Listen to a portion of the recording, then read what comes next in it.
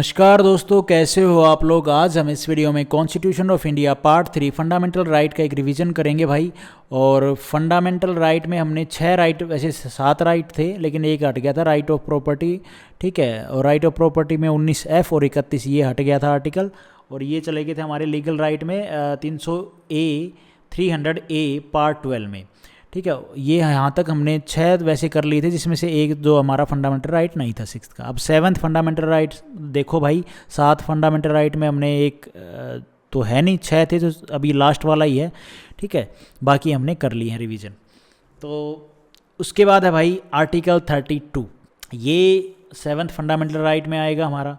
7th fundamental right, इसमें क्या है, फंडामेंटल राइट के केस में सीधा सुप्रीम कोर्ट जाने को बोलता है, ठीक है। फंडामेंटल राइट के केस में हमें बोलता है अगर हमारे फंडामेंटल राइट वॉयलेट हो रहे हैं तो हमें बोलता है भाई सीधा आप सुप्रीम कोर्ट जाए, वो आपका गारंटीर है, प्रोटेक्शन करता है।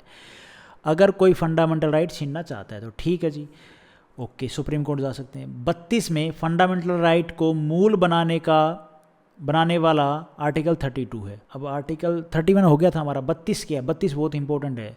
देखो आर्टिकल 32 क्या है, फंडामेंटल राइट को मूल अधिकार, फंडामेंटल बनाने वाला आर्टिकल है ये हमारा आर्टिकल 32। अब ये क्या करता है भैया, ये प्रोटेक्शन करता है। अब यहाँ पे बोला गया सुप्रीम कोर्ट जा सकते हैं, जो ये भी खुद एक फंडामेंटल राइट है और ये प्रोटेक्शन कर रहा है बाकी फंडामेंटल राइट्स की, खुद की तो कर ही रहा है और खुद बोल रहा है कि मैं प्रोटेक्ट कर रहा हूँ, और ये खुद में एक फंडामेंटल राइट है। और जो बाकी हमारे फंडामेंटल राइट है उनके लिए बोल रहा है कि आप सुप्रीम कोर्ट जा सकते हो अगर कोई आपके अधिकार फंडामेंटल राइट को छीनता है तो। आर्टिकल 32 में क्या है, रेमेडीज। ये क्या है हमारा आर्टिकल 32, रेमेडीज पढ़ेंगे हम आगे क्या होता है। ये राइट नहीं है, रिट है। आर्टिकल 32 को क्या बोला गया है, soul of constitution, heart of constitution, ठीक है। ये प्रोटेक्ट करता है, गारंटियर ऑफ फंडामेंटल राइट, ठीक है, प्रोटेक्शन करता है आपके फंडामेंटल राइट की। कौन, आर्टिकल 32। न्यायिक कार्यवाही, रिट।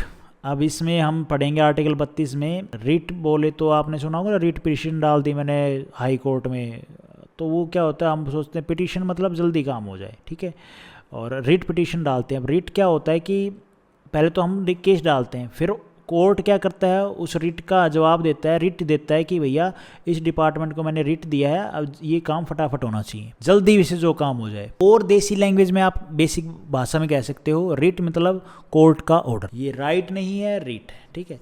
रिट्स जो हैं वो कितने टाइप की होती हैं, जो कोर्ट के ऑर्डर हैं वो कितने टाइप के होते हैं, तो भाई वो देखेंगे अब हम एक एक करके। 4, 5, 6 टाइप के हैं।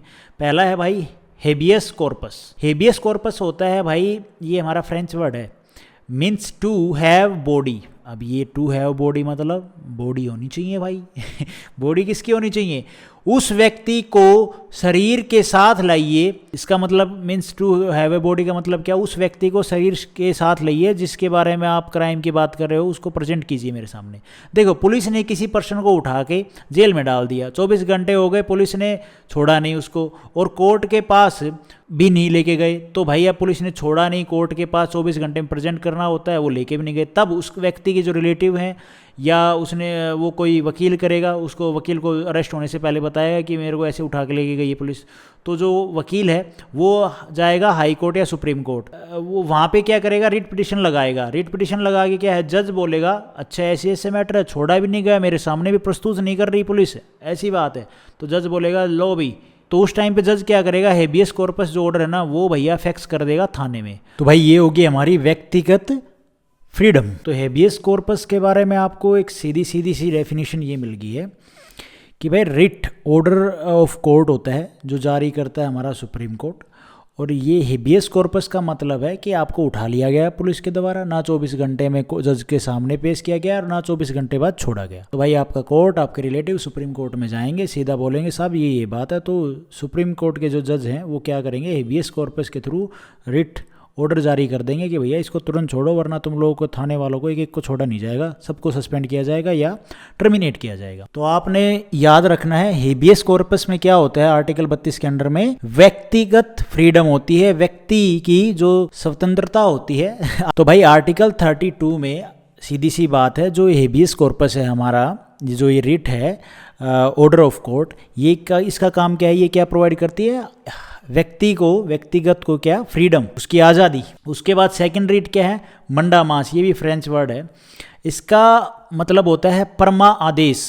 अब परमा आदेश मतलब परम आदेश कह सकते हो, परम आदेश, परमा कह सकते हो या परम आदेश। परम आदेश मतलब कौन देगा, जज साहब ही देंगे परम आदेश की ये तुम लोग को परम आदेश है, कमांड करते हैं हम, वी कमांड, कौन, कोर्ट करेगा। और ये मंडामास आदेश कब दिया जाता है, जब गवर्नमेंट जॉब वाला व्यक्ति सही से कार्य नहीं करता है, जैसे एसबीआई के जो स्टाफ हैं या और भी डिपार्टमेंट के काफ़ी ऐसे स्टाफ हैं जो सही से काम नहीं करते हैं, तो कोर्ट के, तो आप क्या करेंगे, उनसे परेशान होगे तो आप कोर्ट के पास जाएं कि ये हमारा अधिकार है और ये छीन रहा है ये वाला व्यक्ति, ये जो गवर्नमेंट जॉब वाला व्यक्ति है, जब सर्विस लेता है तो बोलता है पब्लिक सर्वेंट, और पब्लिक सर्वेंट के नाम पे ये भैया हमारी हेल्प नहीं कर रहा है, हमारी सहायता नहीं कर रहा, अपनी जो जॉब है वो सही से नहीं कर रहा है, तो उसके केस में आप सुप्रीम कोर्ट जाइए और सुप्रीम कोर्ट फिर मंडामास के अंडर में उसको भैया ठा के उसकी वाट लगा देगा, सीधी सी बात है।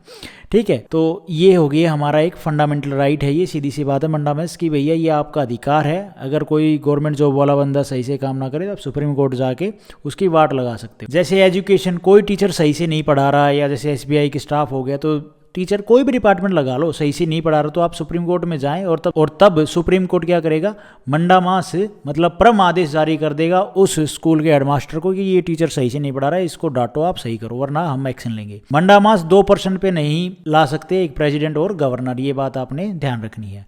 उसके बाद थर्ड रीट है भाई क्यू वारंटो, अधिकार पर्चा। उसके बाद है भाई थर्ड हमारा रिट क्यू वारंटो। अब इसमें क्या होता है, क्यू वारंटो मतलब किस वारंट पर, जैसे कोई, क्यू वारंटो की डेफिनेशन जान लो, इसमें मतलब होता क्या है, जारी तो कोर्ट ही करेगा, कोई पैसे देके गवर्नमेंट में जॉब लगा हो, मतलब फेक डॉक्यूमेंट या फेक कुछ ना कुछ काम करके, जैसे पूजा पूजा जो खेडकर थी ना, उसका मामला था आईएएस में, जो अभी यूपीएससी में सेलेक्ट हुई, उसने फेक डॉक्यूमेंट दी। तो इस तरह से अगर फेक डॉक्यूमेंट दे के, पैसे दे के जॉब लगा है बंदा और आपको पता चल गया, तो अब सुप्रीम कोर्ट में जाएं, सुप्रीम कोर्ट उस डिपार्टमेंट को क्यू वारंटो भेजेगा, उस डिपार्टमेंट को भेजेगा, पर्टिकुलर पर्सन को नहीं, उस डिपार्टमेंट को भेजेगा और पूछेगा किस आधार पर आप लोगों ने इसको जॉब लगाया है। तो यहाँ पे भैया ये फंडामेंटल राइट है आपका। ठीक है, इस तरह से अगर कोई घपलाबाजी करके जॉब लगता है तो आप ये जारी करवा सकते हो सुप्रीम कोर्ट से, क्यू वारंटो। उसके बाद है भाई प्रोहिबिशन, टू स्टॉप, रोकना, स्टे ऑर्डर। अब कैसे क्या है देखो भाई, ऊपर वाला कोर्ट अपने से नीचे वाले कोर्ट पे लगाती है, ये जो प्रोहिबिशन है ना, ये क्या करता है, जो सुप्रीम कोर्ट है वो हाई कोर्ट पे, हाई कोर्ट डिस्ट्रिक्ट कोर्ट पे ऐसे लगाता है। अब आप कहोगे ये कैसे, लोअर कोर्ट में कोई काम रोकना हो, जैसे कोई केस चल रहा है, लोअर कोर्ट ने सुनवाई कर दी उस केस पे और आप संतुष्ट नहीं है तो आप हाई कोर्ट जाओगे, हाई कोर्ट से संतुष्ट नहीं है तो सुप्रीम कोर्ट देखेगा, राइट। लेकिन मान लो कोई ऐसा मामला है जो छोटा है, ज़्यादा बड़े लेवल का नहीं है, ज़मीन का विवाद है भाई भाइयों में, या किसी और डिपार्टमेंट, कोई डिपार्टमेंट है वो आपकी भाई ज़मीन लेना चाहता है, सही वैल्यू नहीं मिल रही है, तो आप क्या करोगे भाई, लोअर कोर्ट गए, लोअर कोर्ट ने भाई कोई ऐसा फैसला सुनाया जिसके आप हैप्पी नहीं हो, तब आप जाओगे हाई कोर्ट में।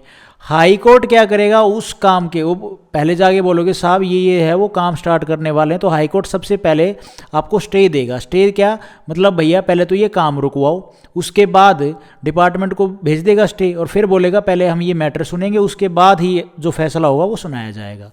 तो वो होता है। अब यहाँ पे क्या किया भाई, जब नीचे की लोअर कोर्ट अपने काम को सही से ना करे, ठीक है, तो तब हाई कोर्ट एक्शन लेगा और भैया आपका जो फैसला वो सुनवाया जाएगा। दूसरा क्या है, अगर मान लो लोअर कोर्ट है, लोअर कोर्ट में कोई फैसला चल रहा है या कोई भी केस है और वो सही से काम नहीं कर रहा है, तो भैया उस केस में ऊपर वाली कोर्ट, लोअर कोर्ट से ऊपर वाली कोर्ट, हाई कोर्ट या डिस्ट्रिक्ट, मतलब जैसे ट्रिब्यूनल होते हैं, फिर डिस्ट्रिक्ट कोर्ट हो जाती है, फिर हमारी हाई कोर्ट हो जाती है, ऊपर वाली कोर्ट क्या है उस मैटर को अपने पास ले लेगी और फिर वो देखेगी कि लोअर कोर्ट क्या है सही से काम नहीं कर रही, उस केस में उस जो भी काम चल रहा है वो ऑर्डर देगी कि इस काम को तुरंत रोका जाए और फिर हम इस केस को देखेंगे। तो यही होता है प्रोहिबिशन में, क्या होता है कि स्टे ऑर्डर दिया जाता है, तो भाई कोई भी काम चल रहा है, लोअर कोर्ट ने सही से नहीं किया तो उस काम को रोक दिया जाता है, या काम को रोकने के लिए, स्टे ऑर्डर लेने के लिए ये प्रोहिबिशन लगाया जाता है। ठीक है, तो इसमें दो चीज़ें आपको समझ में आ गई कि जो लोअर कोर्ट है वो सही से काम ना करे तब प्रोहिबिशन लिया जाता है, मतलब उससे ऊपर वाली जो कोर्ट है वो एक्शन लेती है। उसके बाद जो फिफ्थ हमारी रीट है वो है भाई, फिफ्थ रीट है स्ट्रोरारी। अब इसमें क्या होता है, जब कोई नीचे की कोर्ट अपने अधिकार का उल्लंघन करके फैसला सुना दे, अब जैसे लोअर कोर्ट या डिस्ट्रिक्ट कोर्ट है वो उसको आदेश है इतने में काम करने की, वो उससे बाहर जाके कोई फैसला सुना दे, तब ये लगता है भाई, तब क्या है, कोर्ट ने अपने क्षेत्र, मतलब उसके जो एरिया है उस क्षेत्र के एरिया में उसको अपने जो कायदे बना रखे हैं भाई, डिस्ट्रिक्ट कोर्ट के इतने एरिया इस लेवल के जो केस है वो सोल्व करेगा, इस तरह के ऑर्डर सुनाएगा, उससे बाहर जाके अगर काम करे तब ये लगता है ये फंडामेंटल राइट है। ठीक है, ऐसा नहीं है मतलब आपको लगे कि डिस्ट्रिक्ट कोर्ट भैया ये फैसला हमारा इस रेंज में सुनाना था, मतलब इस तरह से, और ये उससे बाहर जाके सुना दिया है, तब आप हाई कोर्ट जाओगे। हाई कोर्ट क्या करेगा, ये जारी कर देगा उस डिस्ट्रिक्ट कोर्ट को, और फिर आपका फैसला जो भी होगा, जो केस होगा, वो या तो अपने पास ले लेगा या उस जो फैसला इन्होंने सुनाया है उसको रद्द कर देगा। ठीक है, उसके बाद अनुचित फैसला दे दिया, वही चीज़ मैंने आपको बताई, अगर कोई ऐसा केस है उसका अनुचित जो फैसला वो दे दिया, तब आप हाई कोर्ट या सुप्रीम कोर्ट जाओगे, तब वो उस मैटर को देखा जाएगा। ये आपका फंडामेंटल राइट है इस तरह के मामले में। और अप्राकृत फैसला सुना दिया, मतलब जो भी उसके डिस्ट्रिक्ट कोर्ट के जो लोअर कोर्ट है उसके अंडर में जितना उसका एरिया था काम करने का, उससे हटके उसने काम कर दिया, या अनुचित जो फैसला है, जो ऐसा फैसला हो ही नहीं सकता, ऐसा कुछ सुना दिया, अप्राकृत तौर पे कोई फैसला सुना दिया, तो उस केस में ये लगता है, और आप सुप्रीम कोर्ट हाई कोर्ट जाओगे और ये दोनों, या इसके पास जाओगे तो ये जारी करेगा इसको, ये इसके पास जाओगे तो ये जारी कर देगा ये रिट। ठीक है, ये फंडामेंटल राइट है, आप जा सकते हो हाई कोर्ट, सुप्रीम कोर्ट। अब मैं मैक्सिमम आपको सुप्रीम कोर्ट ही बता रहा हूँ, सुप्रीम कोर्ट जा सकते हो, सुप्रीम कोर्ट, वैसे मैं साथ साथ हाई कोर्ट का भी नाम ले रहा था, लेकिन देखो ये प्रावधान कह सकते हो हमारे पास है भैया छूट। अगर सुप्रीम कोर्ट का है दिल्ली में है, अब किसी का काम नॉर्थ ईस्ट में हो रहा है, ऐसा कुछ मामला हो गया है, तो वो बेचारा वहाँ से गरीब आदमी सुप्रीम कोर्ट जाएगा यार, इतनी दूर, उसका किराया भाड़ा और खर्चा वकील करके, तो वैसे ही वो सोचेगा क्या करूँ मैं, नहीं जा सकता, तो इसलिए वहाँ वो दूर पड़ता है, तो आप कहाँ, हाई कोर्ट चले जाओ।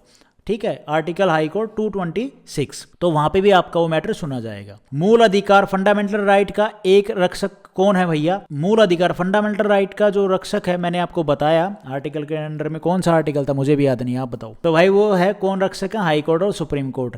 रिट निकाल के रक्षा करता है कौन, ये दोनों, हाई कोर्ट और सुप्रीम कोर्ट।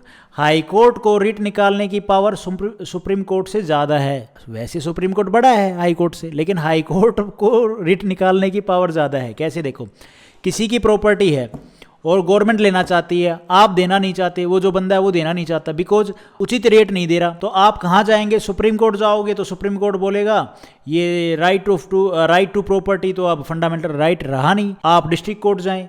लेकिन हाई कोर्ट ये नहीं बोलेगा, अगर आप हाई कोर्ट के पास जाओगे तो वो नहीं बोल सकता कि भैया ये फंडामेंटल राइट नहीं रहा तो जाओ, हम आपकी सुनवाई नहीं करेंगे। नहीं, हाई कोर्ट मूल अधिकार को तो देखता ही देखता है, लेकिन मूल अधिकार के जो अन्य है ना, अदर्स हैं, उनको भी देखेगा, अन्य जो मैटर हैं, और जो मामला होगा, बोल नहीं, जो मामला होगा उसको सुनेगा, है सबसे पहले वो उस काम को, जो अगर कुछ ऐसा मैटर चल रहा है भाई जो होना है, तो उसको रुकवाएगा, उस काम को रुकवाएगा, और फिर उस काम, जो मामला है उस मैटर को सुनेगा। सीधी सी बात है, रुकवाएगा तो स्टे कर देगा, स्टे लगा देगा अंडर आर्टिकल 226। ठीक है, तो ये हाई कोर्ट के पास सुप्रीम कोर्ट से मतलब ज्यादा पावर होगी है। उसके बाद है आर्टिकल 33, ये क्या है, restrict the fundamental right of armed forces, मूल अधिकार को सीमित करना। अब ये क्या है, मूल अधिकार किसके सीमित हो जाएंगे भैया, तो भैया ये जो आर्टिकल 33 है, ये किन किन के जो मूल अधिकार वो छीन रहा है। Restrict the fundamental right of armed forces, पहला आर्मी, ठीक है, आईबी, रो, राजदूत, मैं आपको बताता हूँ। अब जैसे कि आर्मी में जो जवान है उसको ऑफिसर बोलेगा कि नीचे बैठ भाई, तू ये काम कर,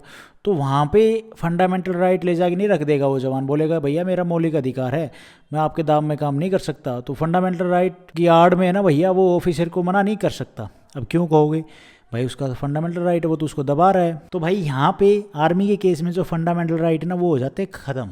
सेना में सेना के रूल चलते हैं, ठीक है। आर्मी जो सेना के कोई मैटर भी है ना, तो उसको आर्मी कोर्ट देखती है। आर्मी का कोई अगर मैटर है, कोई केस है भी ना, कोई ऐसा मतलब जो नहीं है, वो बाकी जवान ववान तो अपने साहब के लिए भाई बिल्कुल नीचे बैठो, मर जाओ, कट जाओ, सारे काम करते हैं। लेकिन अगर वहाँ पे कोई ऐसा मैटर भी होता है, तो वहाँ का बंदा वो हाई सुप्रीम कोर्ट नहीं जाएगा, वो आर्मी कोर्ट जाता है, ठीक है, वो देखती है। उसके बाद जैसे आईबी है, रो है, इनके भी ऐसा नहीं कि भाई हम इस देश में हैं या फिर ये है चीज़ हमारे भैया हमें रैंक दी जाए, ये हमारा मौलिक अधिकार है, फलाना ढिमका, कई चीज़ हो जाती है। तो उसको लेके ना भैया, वो इनके केस में भी जो फंडामेंटल राइट हैं वो भैया ख़त्म हो जाते हैं। उसके बाद राजदूत हो गया, और हो गया उसके बाद मीडिया। मीडिया के तो फंडामेंटल राइट्स ही नहीं रखे। फंडामेंटल राइट मतलब क्या है कि यहाँ पे मीडिया का मतलब ये है कि भैया ये ऐसा ही कुछ भी नहीं चला सकते कि भैया ये हमारा फंडामेंटल राइट की आड़ में ये कुछ भी दिखा रहे हैं, कुछ भी बोल रहे हैं, वो चीज़ नहीं कर सकती।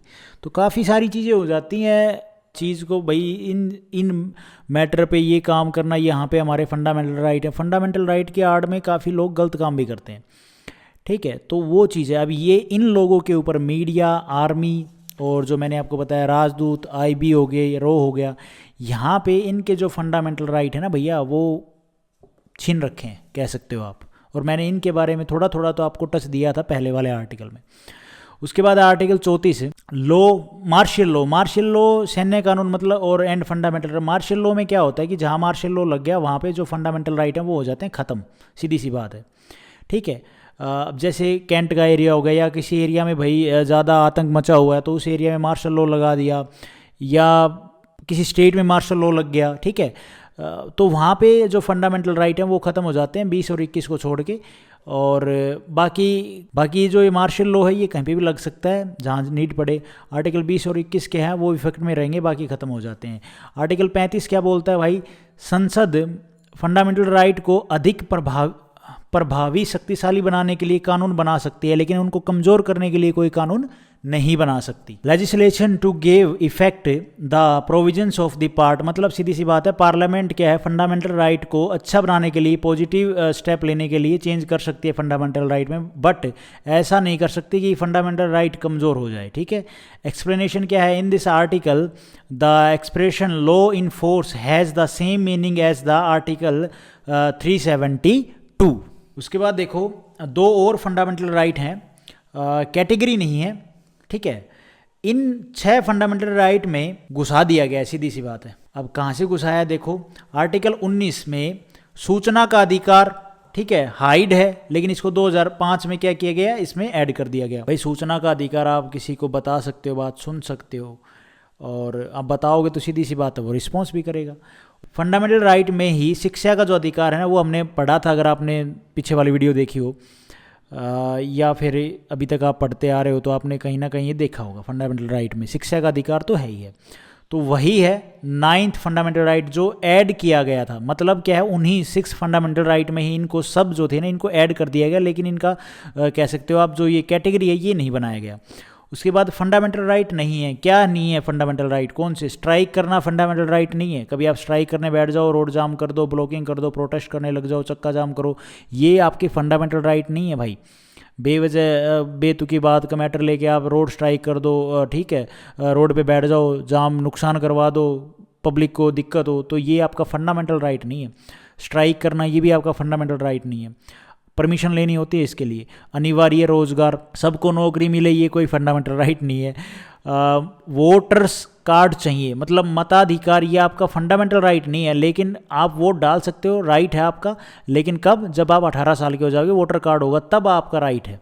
आवास, बट आवास में क्या है कि सुप्रीम कोर्ट से आवास के अधिकार को मूल अधिकार के बराबर समझता हूँ। सुप्रीम कोर्ट समझता है आवास सबको मिले, ये तो फंडामेंटल राइट में नहीं है, लेकिन सुप्रीम कोर्ट क्या बोलता है कि आवास का जो अधिकार है भाई, सबको जगह मिले रहने के लिए, छत मिले, तो वो मूल अधिकार के बराबर ही समझती है सुप्रीम कोर्ट। 5 फंडामेंटल राइट जो ओनली इंडियन सिटीजन को दिए गए हैं, जो अभी तक हमने जो 6 मेन फंडामेंटल राइट पढ़े, उसमें से जो 5 फंडामेंटल राइट है ना, उसमें आर्टिकल भी पढ़े हमने, तो जो 5 फंडामेंटल राइट हैं जो सिर्फ इंडियन सिटीजन को है, जो इंडिया का सिटीजन है उसी को, आर्टिकल 15, 16 और 19 और 29 और 30, इनमें जो बातें लिखी हुई हैं वो सिर्फ हमारे इंडियन सिटीजन को है, बाकी किसी को नहीं है, ये केवल हमें गिवन है। भाई लोग, ये फंडामेंटल राइट का हमने कर लिया रिवीजन, और अभी वीडियो के लास्ट में हम करेंगे 4 MCQ जो हम हर वीडियो के एंड में करते हैं। रेल जो कर्मचारी हैं, जो रेलवे के स्टाफ हैं, उनके लिए जो बीमा योजना है वो कब आई थी भाई, उनका जो इंश्योरेंस पॉलिसी के लिए वो आया था 1977 में। और जो रेल यात्री हैं, जो यात्रा कर रहे हैं, उनके लिए बीमा योजना कब लेके आए गए थे भैया, 1994 में। दक्षिण पूर्व रेलवे को ब्लू चिप कहा जाता है। जो दक्षिण पूर्व रेलवे है ना, उसको क्या बोला जाता है, ब्लू और भाई चौथा हमारा MCQ है, रेल जो अपने इंडियन रेलवे है, तो जो रेल मार्ग हैं, जो पटड़ियाँ बिछाई गई हैं, उनकी लंबाई कितनी है? तो उनकी लंबाई है भाई 67,312 किलोमीटर। ठीक है, तो thank you so much guys. Video आपको ठीक लगी तो लाइक करना, चैनल पे नए हो तो सब्सक्राइब करना।